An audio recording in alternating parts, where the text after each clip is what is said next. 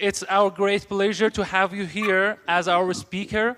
I'm so happy to have you here. Many speakers presented their content before contacting you, and now everyone are ready for your speech. Of course, I should say some important point that the subject of Mr. Carson's speech is implementation of an integrated phase gate project control and design process.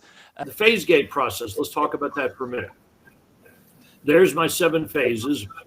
In the lower corner, lower left side, I'm basically saying that the integrated project controls is typically cost, schedule, risk, and claims avoidance. And those are the 4 main disciplines. On the right, I've just showed you a little jigsaw puzzle that shows how integrated project controls is into the full construction management effort. And so if you look at this close-up, at each one of these phases represented by the partial circle, you'll see that we should be applying these 4 disciplines and a review of the design at each of those phases. So at the end of pre-project, we should have no design happening. We should stop, evaluate our cost, schedule, risk, claims avoidance. And if we agree that we're still on track, open the gate, let the designers move forward.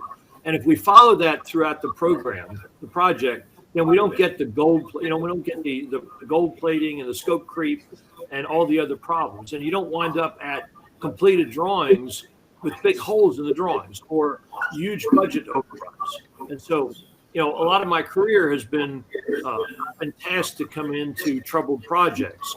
And very often those troubled projects are at the point of design being almost complete and everybody wondering why the budget is blown.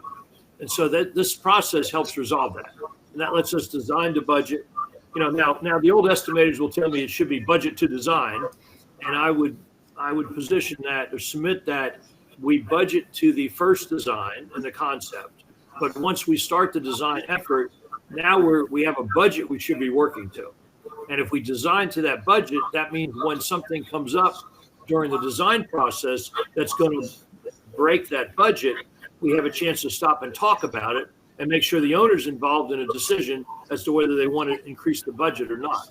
And that helps a lot with getting the project up and running. Another concept that I push really hard, and I like to make sure everybody really understands is, now understand, I do believe that when we develop budgets during the design process, the budget is based on the scope of work definitions on how developed that is. And so at the early stages, early classes of estimates, we don't have full information. And so there is really a range of estimate prices that would apply. But when I'm establishing budgeting for funding, then to me, I only use the top end of that range because I'm trying to make sure we have adequate funding. And then we'll still work out the budget to whatever happens. But if you look at it, here's what happens. If we're up here at class 4 estimate at 15% scope development, 15% deliverables, we have very little direct costs. We know what those are, and we can put our indirect costs on those.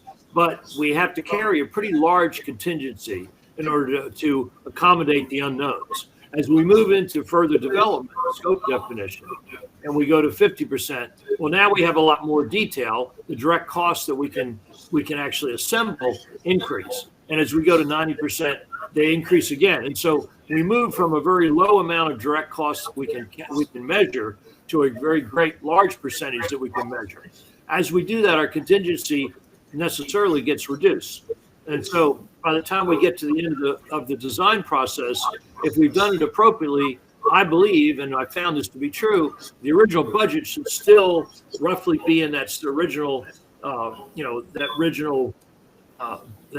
budget. Our class 1 estimate should be at that original budget. And that helps a lot. It means a big difference. And that's how we designed the budget. Owners are looking for no surprises. I mean, we think we're offering all kinds of services and everything else, but really we provide pain relief. And owner is looking for us to give them something that does not have any surprises at the end. So that design to budget actually makes that work.